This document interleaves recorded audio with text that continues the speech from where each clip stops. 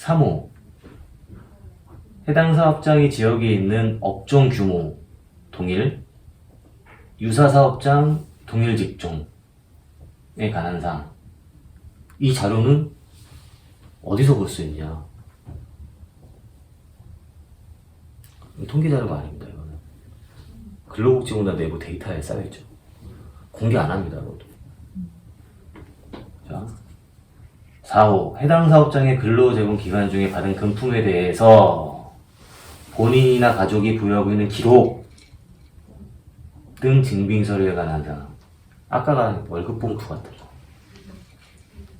갖고 있는 사람이 100명이면 1명은 갖고 있을까 말까겠죠. 정말 꼼꼼한 사람이 아니면. 근데 이 경우에도 사업주가 인정하는 경우에만 한정한다라고 또 단서를 걸어놨어요. 굉장히 어렵다. 그죠? 이제 5호로 보자. 5호는 뭐냐면은 장관이 조사 발간하는 조사보고서 등 통계에 관한 사항. 그래서 우리가 이걸 가지고 만든 거예요. 이 통계 자료를 가지고 근기법상 평균임금을 예로 구해야 된다고. 근로기법상 평균임금을 예로 구하려는 노력을 좀 해주십시오. 근로복지공단님아. 이렇게 된 거죠. 나중에 요거는 그 평균임금 2 시간에 아마 공부를 하게 될 텐데 디테일하게 고용 형태별 근로조사 실태조사 보고서는 그냥 요것만 얘기하고 넘어. 임금 과거에는 임금 구조 통계 조사 보고서라고 불렀어요. 왜 과거 요거를 알아야 되는지는 평균임금 2 시간에 물어보면 합니다. 그리고 사업체 노동력 조사 보고서는 매월 노동 통계 조사 보고서.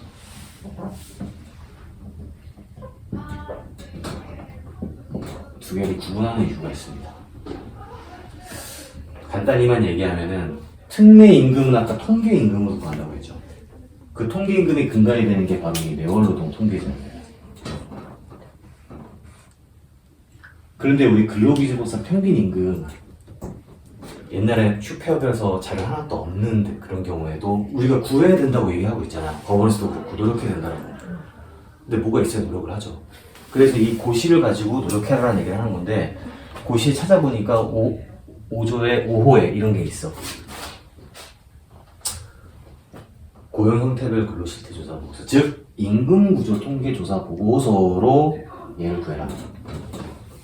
그럼 얘와 얘의 차이점이 뭐냐 도대체? 이거예요. 매월노동 통계조사 보고서. 나중에 통계자도 다 우리 볼 겁니다. 규모에 따라서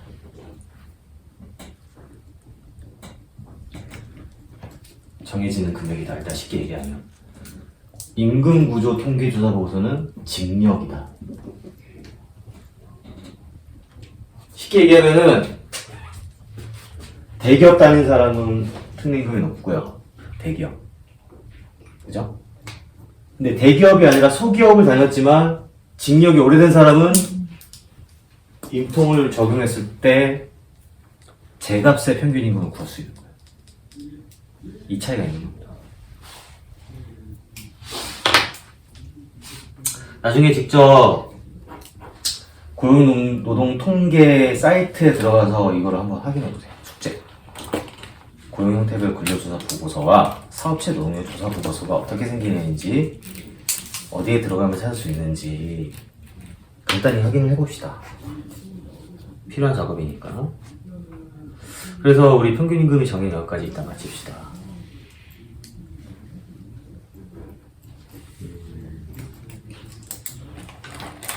그리고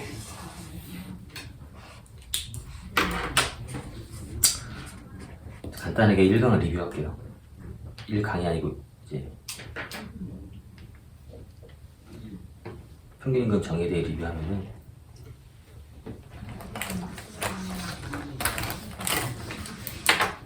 평균임금의 정의는 산재법에 나와 있는 그 정의대로 이제 얘기하자면은 3개월 동안 받은 임금을 3개월간 나눈 것이다. 하지만 그것은 산정 방식에 불과하지 않느냐. 결국에 평균 임금은 근로자 보호의 목적에 맞게끔 제대로 산정되는 게 중요한데 거기서 중요한 포인트는 제외되는 기간을 우리가 정확히 알아야 된다는 거다. 특히 직업병 진단에 있어서 법에서 정하고 있는 제외되는 기간이 있다. 육아휴직 같은 거. 하지만 법에서 정하지 않았지만 근로자 보호의 취지에 맞게 제외되는 기간이 정할 필요가 있고 그걸 대법원에서 지적을 해줬다. 한편 평균임금과 특례임금이라는 각각의 이제 존재 그리고 그걸 비교해서 선제법상 보험급여에 기초가 되는 평균임금으로 정해야 되는 이유에 대해서 살펴봤어요. 어렵나?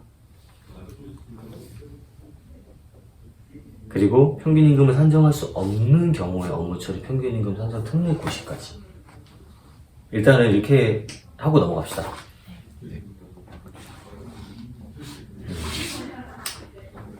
그 다음에 볼 거는 산정사유 발생일이다. 산정사유 발생일 아까 잠깐 앞에 봤죠? 산정사유 발생일 이 뭐라고요? 손노무사님? 재발생일이나 진단일. 재발생일이나 진단일. 사고 발생일이나 진단일이죠? 맞아요. 그러면 법에서 어떻게 정하고 있는지 봅시다.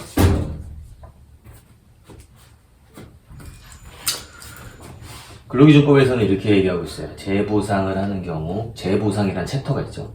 재보상을 하는 경우에는 사망부상의 원인이 되는 사고가 발생한 날 또는 진단에 따라 질병이 발생되었다고 확정된 날을 평균임금 산정세가 발생한 날로 한다라고 이렇게 얘기하고 있어요.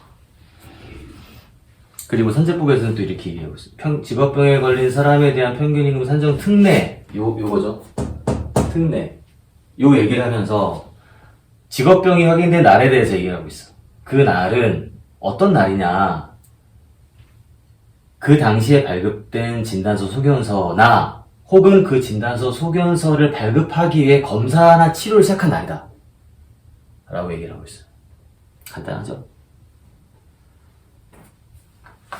그러면 우리가 이제 진폐근로자에 대해서 주로 이제 문제가 되는 거는 직업병 진단일이거든요. 산정사유 발생일 곧 직업병 진단일이라고 봐도 돼요. 우리가 주로 직업병을 하니까.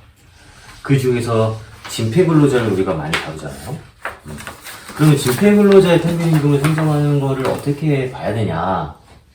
간단히 한번 살펴봅시다.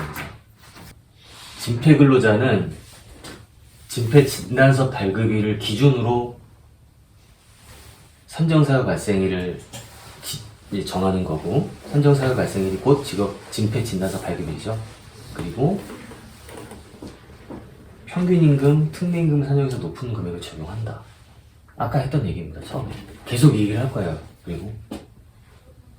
그리고 이제 국법, 신법, 우리 진폐 혹시 배웠나요? 네. 국법, 신법도 얘기 들어봤어요. 네.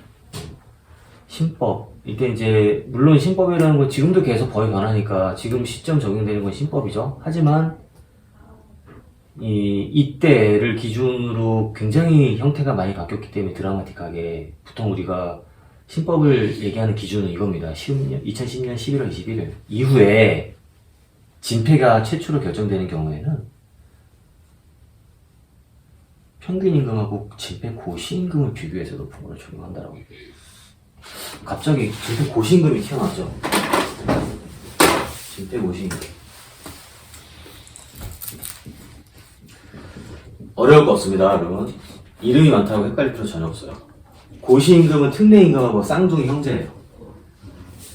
즉, 평균임금하고 고시임금, 특례임금 2를 마찬가지로 각각 구해서 비교하면 된다. 근데 우리가 실무상 보면은 이제 진폐 막 결정되면은 단톡방에 뜨잖아요. 축하합니다, 축하합니다, 축하합니다, 축하합니다. 환영합니다. 사랑합니다.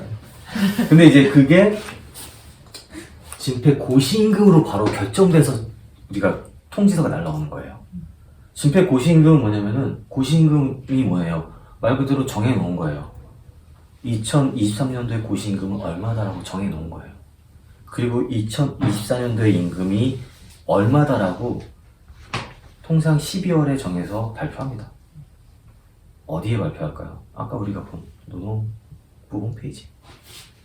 그 진폐고시임금과 평균임금을 근데 진폐고시임금으로 적용됐다고 해서 바로 그것을 그 근로자가 적용받는 그 산재법상의 평균임금이다라고 우리는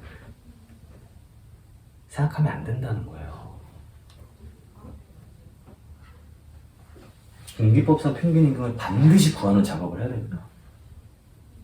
승인이 됐다고 다 끝난 게 아니에요. 그래서 승인되고 나서 한번 우리가 해야 되는 건 평균임금이 제대로 돼 있나를 봐야 되는 거죠. 그래서 우리 단톡방에 보면은 정정을 더 해야 된다는 얘기가 나옵니다. 평균임금 산정 더 해봐야 됩니다. 나머지 읽어보시면 되고요. 이것도 한번 짚고 넘어갈 필요가 있어요. 우리가 그 보건급여의 종류에 대해서 배웠죠. 요양급여, 장애급여, 장애, 휴업급여, 휴업급여, 유족급여, 유족급여, 상병보상연금, 장애비, 그죠? 두 개 더 있긴 한데 진폐보상연금. 나중에 한번 확인해 봅시다. 근데 우리가 재요양이라는 것도 있죠. 요양급여 재요양도 어떻게 보면 포함되어 있는 거죠. 재요양이라는 거는 요양 다시 제자잖아요. 최초 요양을 했는데 사유가 다시 발생한 거잖아요. 재요양. 그럼 재요양이 결정됐을 경우에 평균임금은 어떻게 산정할 것인가라는 문제가 또 발생해요. 예전에는 재요양의 경우에도 요양하고 똑같이 산정사유 발생일에 그 재요양이 산정사유 발생일이죠. 군기법상 임금 구하려고 노력하고 특례임금 혹은 고시임금 구해서 비교하면 돼요. 그런데 자 지금 이게 보이는 게 법 56조인데 법 56조에 뭐라고 되어 있냐면은 재요양 기간 중에 휴업급여라는 챕터에서 어떻게 이해하고 있냐. 1일당 휴업급여 지급액이 최저임금보다 적거나 재요양 당시에 평균임금이 없으면 최저임금액을 휴업급여 지급액으로 한다라고 명확히 규정을 했어요. 우리 실무상에서 어떤 문제에 부딪히냐면은 대부분 퇴직하고 나서 직업병 진단일까지 대부분은 아니고 비취업 상태인 경우가 많이 있죠. 미취업인 상태. 그럼 그 경우에는 최저임금 적용을 받는 거예요. 최저임금. 이거를 이제 우리 산재 이제 진폐 요양 환자를 보면 잘 너무 극명하게 대비가 되는데 요양 환자 중에서 이제 평균 임금 최고 보상인 분도 있고 최고 보상이 한 23만 원, 4만 원 될 거예요. 근데 같이 요양을 하는데 최저 임금을 받는 사람이 있어요. 한 7만 원 되나요? 최저 임금 하루 평균 임금 7만 원 되나요? 6만 원 되나? 6만 원? 그죠? 3배가 넘게 차이가 나죠. 그게 왜 그러냐면 이 법 규정 때문에 그런 거예요. 이 이후에 2008년도 7월 1일 이후에 재요양을 한 사람이 이 규정을 적용받을 수밖에 없으니까 그렇습니다.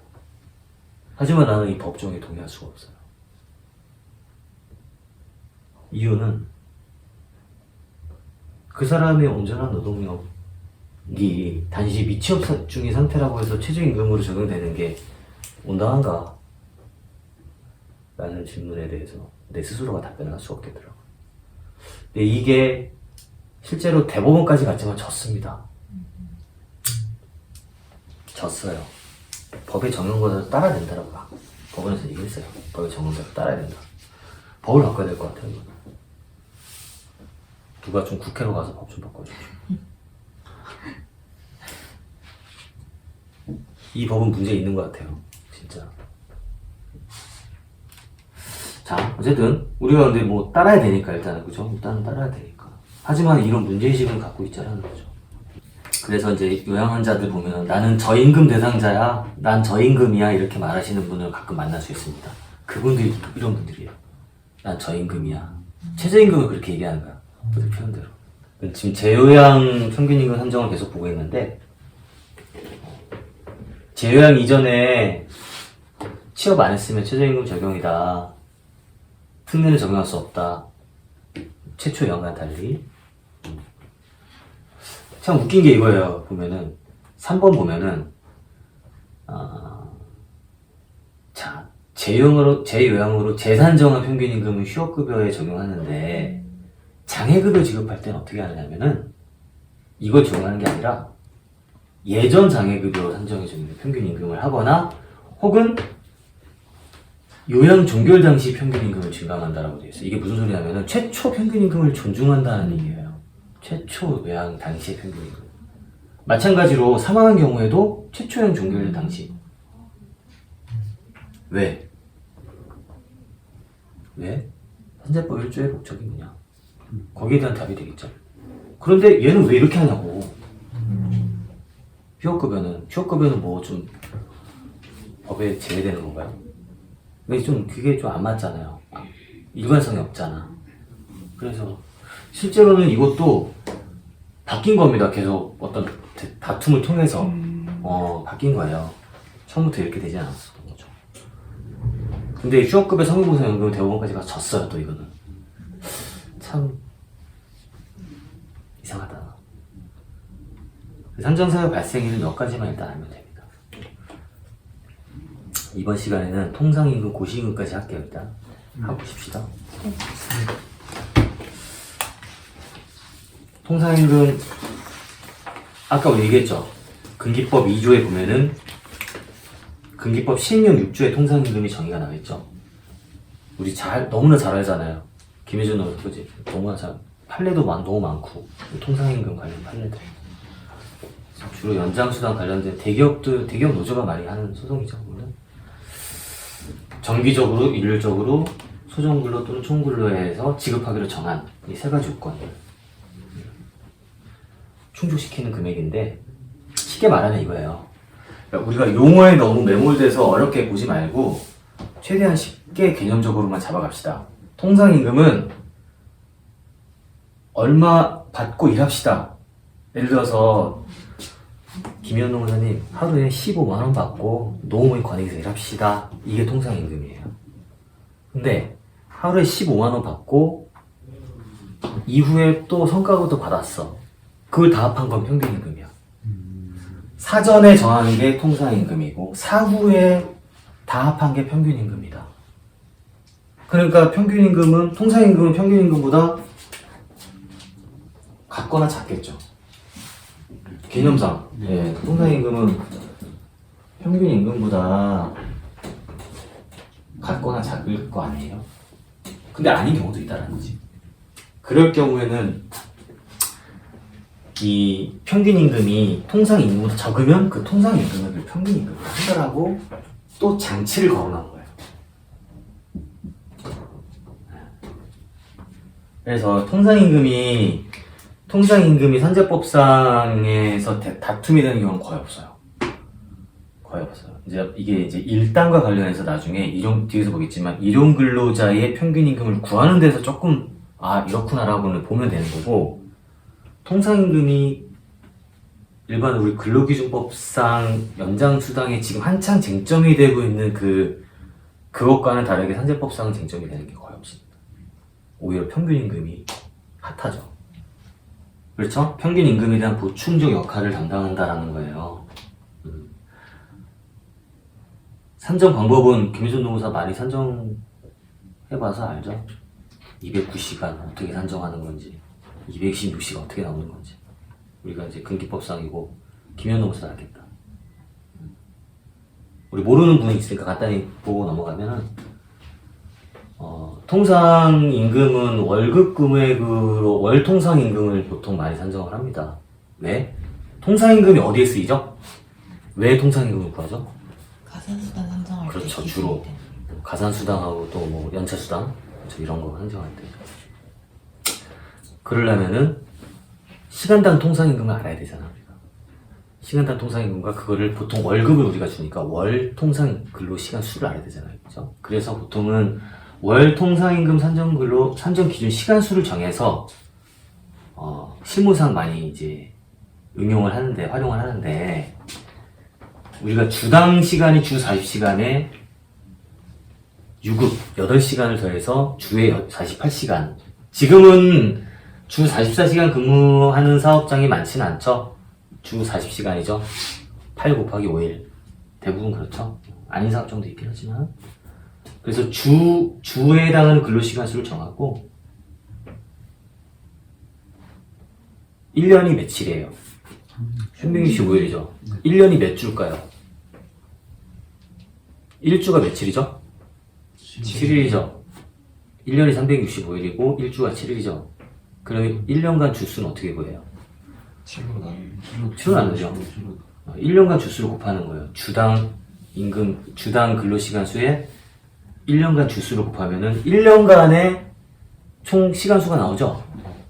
그거를 12달로 나누면 돼요. 월 통상임금 산정 근로시간 수니까. 간단하죠, 되게. 그렇게 해서 209시간이 나오는 겁니다. 이걸 가지고 보통은 가산수당 산정할 때 활용하죠. 근데 산재법상 이건 쓸 일이 거의 없어요. 개념만 알아두는 거죠. 하지만 우리는 이제 통상임금도 당연히 알아둬야 되죠. 알아둬야 되죠. 왜냐면 우리는 근로자만 상담하는 게 아니니까. 그래서 이제 통상임금을 받고 간단하게 고시임금. 지금 아까 고시임금 어디서 봤죠, 우리? 진폐고시임금. 진폐고시임금 맞죠. 진폐고시임금은 굉장히 우리가 많이 볼 거고 앞으로 고시임금이 진폐고시임금만 있는 게 아니에요. 고시는 말 그대로 정해서 붙여놓는다는 거죠. 누가? 장관이. 그 고시임금이 몇 가지 있습니다. 요거 살펴보고 넘어갈게요.